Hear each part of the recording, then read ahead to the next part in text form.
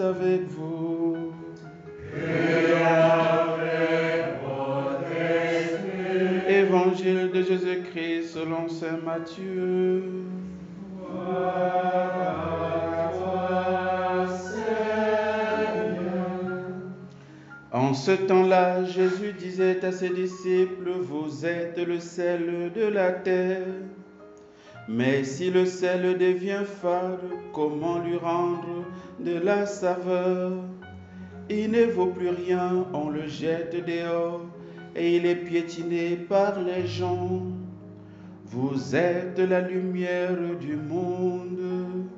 Une ville située sur une montagne ne peut être cachée. Et l'on n'allume pas une lampe pour la mettre sous le boisseau. On la met sur le lampadaire et elle brille pour tous ceux qui sont dans la maison. De même que votre lumière brille devant les hommes. Alors, voyant ce que vous faites de bien, ils rendront gloire à votre Père qui est aux cieux. Acclamons la parole de Dieu.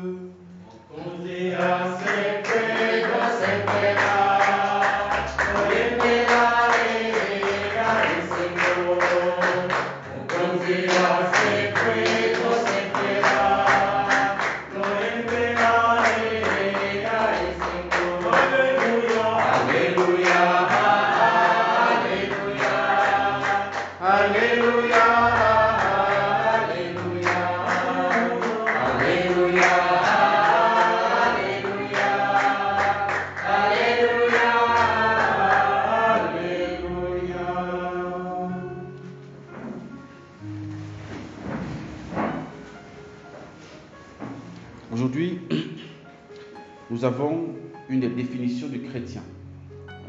Il y a beaucoup de définitions, beaucoup de choses qu'on peut dire, ou bien beaucoup de définitions qu'on peut apporter, qu'on peut appliquer aux chrétiens. Ça peut être un homme qui vit les béatitudes, ça peut être un pauvre de cœur. En fait, on peut les décliner en fonction des béatitudes qui existent. Et aujourd'hui, nous avons la suite, comme je l'ai dit au début, la suite des béatitudes. Les béatitudes vont du chapitre 5 de Matthieu, verset 1 au verset 12. À partir du verset 13, nous sommes aujourd'hui au verset 13, jusqu'au verset 16. Et à la suite des béatitudes, Jésus dit, vous êtes le sel de la terre. C'est une affirmation. Et le point de départ de cette affirmation, c'est le baptême. J'espère que tout le monde est baptisé ici. S'il y a des païens ici. C'est pas un péché de païen. En fait, c'est pas un péché. Bon, si on est tous baptisés, ça veut dire que voilà, le Seigneur donne cette injonction. Vous êtes le sel de la terre. Vous êtes le sel de la terre et vous êtes la lumière du monde. Et je dirais c'est l'une des définitions du chrétien. Le chrétien est celui qui est sel de la terre et lumière du monde. Alors, je pense que ce n'est pas compliqué à comprendre. Sel de la terre signifie quoi? Nous savons, donc quand je dis sel de la terre, c'est pour que nous pensions tout de suite à la cuisine, à la culinaire. Bon, la nourriture est sans saveur quand il n'y a pas le sel. Quand il n'y a pas de sel. Donc ça veut dire qu'aujourd'hui le Seigneur nous invite. Quelqu'un disait, le Seigneur nous invite non pas à un régime sans sel, mais à un régime sans sucre. Voilà, le Seigneur ne demande pas d'être le sucre, le sucre de la terre. Non, il demande d'être le sel de la terre. Il faut saler. Et le sel a un double goût. Quand vous le prenez directement, c'est pas très doux à la bouche. C'est quoi, insipide. En fait, c'est bizarre. Le goût n'est pas voilà. Mais quand il est enfoui, n'est-ce pas, dans la sauce, alors là, waouh. Et voilà, il a un autre goût. Il a du bon goût. Donc, on ne doit pas être sucré. Le chrétien ne doit pas être sucré. On doit être sain. On doit être capable. Donc, ça dit que et dans ces deux goûts que présente le sel Hein, premièrement, c'est le chrétien choque par sa manière d'être. Le chrétien est une provocation par sa manière d'être. Quand on voit un chrétien se comporter, que ce soit à l'école, que ce soit au bureau, que ce soit n'importe dans la société, dans la famille, on doit être choqué quelque part. Et c'est ce qui explique ce que Jésus avait dit une fois. Hein, je ne suis pas venu apporter la paix, je suis venu apporter la division, la guerre. Hein, le père va s'élever contre le fils, la mère contre la fille, etc. Bon, on n'en parle pas avec les belles-mères et tout ça. Voilà. Donc, il y aura ça. Ça veut dire que voilà, le sel pris au sens brut, ça peut choquer. Ça peut choquer. Et ça peut aussi, on peut aussi avoir beaucoup de considérations par rapport à ça. Il faudrait que le chrétien ne doit pas se mettre en avant. Le chrétien, celui qui se met en avant devient un scandale. Parce que ce n'est pas toi qui dois être le centre, c'est le Christ qui doit être le centre. Donc il faut, pour donner de la saveur à la terre, puisqu'il s'agit de ça, il faut que tu disparaisses quelque part. Il faut que tu cesses d'être vu.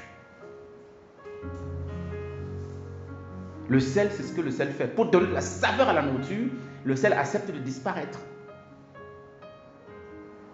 Et ça touche ce qu'on a vu la semaine dernière, l'humilité. Passer inaperçu.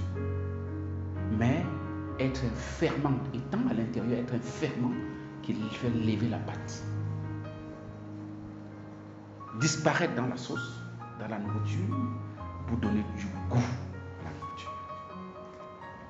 Donc le chrétien qui veut s'autoproclamer, moi je suis ici, je suis ça, ça c'est le commencement de l'enfer. Voilà. Tu deviens insipide, tu deviens bizarre, on ne peut pas te digérer. Voilà. Faisons attention aussi à ça. Hein, c'est ce double goût du sel.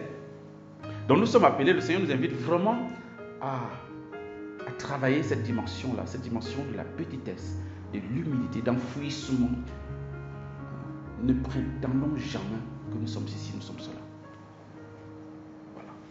Et la deuxième image donc, du chrétien, c'est la lumière. Vous êtes la lumière du monde. Et Jésus va dire, une ville située sur une montagne ne peut être cachée. Et on n'allume pas une lampe pour la mettre sur la table. Voilà, c'est pour que ça éclaire. Sinon, il y a un problème.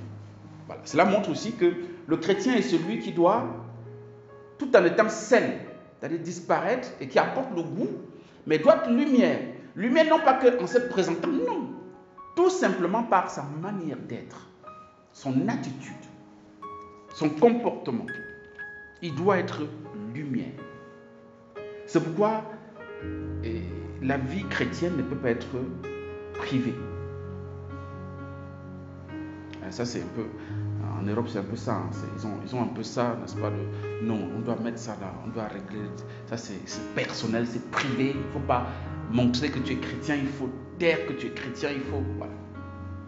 Ce n'est même pas possible d'être chrétien et caché, ce n'est pas possible. Parce que ton attitude, ta manière d'être va forcément éclairer ceux qui sont autour de toi. Les éclairer comment?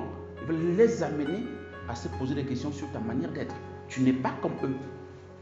Pourquoi tu es différent? Qu'est-ce qui fait que tu ne fais pas ci? Qu'est-ce qui fait qu'à la pause, tu cours, au lieu de partir au resto comme nous, prendre un truc, tu vas d'abord à la messe. Si il y a une messe de 12h, c'est pas 12h15 quelque part, ou 12h30. Pourquoi tu vas d'abord à la messe? Vous voyez? Pourquoi le soir, quand tu rentres, tu ne traînes pas avec nous, n'est-ce pas, dans les bars et tout ça, que tu rentres à la maison? C'est ça être lumière. Donc la lumière ici, et la lumière ici a 12 phases, à 2 dimensions. Il y a la dimension première que nous raconte la première lecture. Être lumière, c'est partager son pain avec celui qui a faim, accueillir chez toi les pauvres sans abri, couvrir celui qui trouverait sans vêtements. Et il poursuit, Isaïe poursuit, alors ta lumière jaillira comme l'aurore et tes forces reviendront vite. Voilà. Donc, être au service des autres, porter secours, c'est ça touche un peu à ce que nous appelons les actes de miséricorde corporelle. Vous savez ça, hein? Venir en aide, j'avais faim, vous m'avez donné à manger, j'avais soif, vous m'avez donné à boire, voilà, j'étais en prison, vous m'avez visité, tout ça. C'est la première dimension d'être lumière, c'est la première façon d'être lumière, être au service des autres. Et c'est en même temps, être aussi celle en même temps. Tu apportes du goût à la vie des autres, tu apportes l'importance à la vie des autres, tu apportes l'importance à ceux qui sont méprisés et rejetés. Et la deuxième dimension d'être lumière, c'est ce que révèle la deuxième lecture. C'est l'annonce de la parole de Dieu. Parce que Saint Paul dit ici, frère, quand je suis venu chez vous, je ne me suis pas venu vous annoncer le mystère de Dieu avec le précis langage de la sagesse. Hein? L'annonce. Saint Paul ici, bien sûr, met l'accent sur la manière dont il a annoncé l'évangile. Il faut le savoir que Saint Paul, c'est pas Saint Pierre, Saint Paul n'était pas éloquent. C'est quelqu'un qui n'est pas éloquent, n'est-ce pas, dans la parole. C'est pourquoi vous avez, je crois, à la suite de ce texte-ci, il va parler de Apollos, voilà. Parce qu'il y a des gens qui se réclament d'Apollos, il y a des gens qui se réclament de Paul, d'autres se réclament de Pierre. Il va dire, mais attends, qui est mort pour vous? C'est pas Paul, c'est pas Apollos, c'est pas Pierre, c'est Jésus. Voilà, on est tous apôtres, on est tous bien sûr apôtres du Christ et on nous servit du Christ. Donc si vous êtes chrétien pour le Christ et non pour Paul ou Pierre. Et il le disait parce que Apollos était très éloquent. C'était quelqu'un voilà, qui était un Alexandrin, un juif, n'est-ce pas, d'Alexandrie, qui a eu la formation philosophique. Il avait une éloquence dans la parole, mais Paul n'avait pas. Et il dit, c'est en tremblant, hein, c'est dans la faiblesse, de manière craintive et en tremblant que je me suis présenté, que je vous ai annoncé l'évangile. Et je disais donc que ce deuxième aspect de la lumière, c'est l'annonce. Et là, on n'a pas besoin d'être prêtre, d'être consacré, d'être pour annoncer le Christ. Non. La première façon, c'est servir les autres, être attentif aux besoins des autres. Maintenant, quand vous allez interroger les gens, quand les gens vont t'interroger, puisque quand ta manière de vivre est différente de ce que tout le monde vit, les gens vont dire, mais pourquoi tu te comportes comme ça? Et alors là, tu vas intervenir cette deuxième dimension, l'annonce, tu vas dire, mais je le fais parce que je suis chrétien. Je le fais parce que je connais le Christ. Je le fais parce que je vais à l'église. Je le fais parce que. Voilà. Donc, de part et d'autre, il y a une double dimension, que ce soit le sel, que ce soit la lumière. Nous devons cultiver cette double dimension-là. Veiller premièrement à avoir un comportement qui manifeste que nous sommes chrétiens. Et deuxièmement, être capable de rendre compte de notre foi à ceux qui nous demandent raison. Comme dira Saint Pierre dans 1 Pierre 3,15. Voilà ce que le Seigneur nous invite aujourd'hui à vivre, frères et sœurs. Donc nous n'avons pas nous défiler. Tout le monde est témoin, tout le monde est évangélisateur, tout le monde est évangéliste. Il ne faut pas dire que ça moi je ne connais pas parler. Vous vous souvenez, Moïse a dit qu'il a commencé, je ne connais pas parler. Dieu a dit que tu vas je vais quand même mettre à côté de toi quelqu'un, mais tu vas être celui qui sera en tête. Et c'est lui qui va dériver son peuple jusqu'à. Donc ne nous négligeons pas. C'est même dans ta faiblesse que le Seigneur peut manifester sa gloire. C'est ce qu'il va dire dans la première lecture. Devant toi marchera ta justice et la gloire du Seigneur fermera la marche. Donc si tu marches dans cette perspective-là d'être celle véritablement de la terre et d'être lumière du monde, la gloire de Dieu t'accompagne. La gloire de Dieu t'accompagne. N'ayons pas peur de témoigner de notre foi chrétienne. Bien sûr, les persécutions ne manqueront pas, ça fait partie du menu, mais persévérons parce que c'est là que se trouve notre salut, que se trouve aussi le salut du monde. Amen.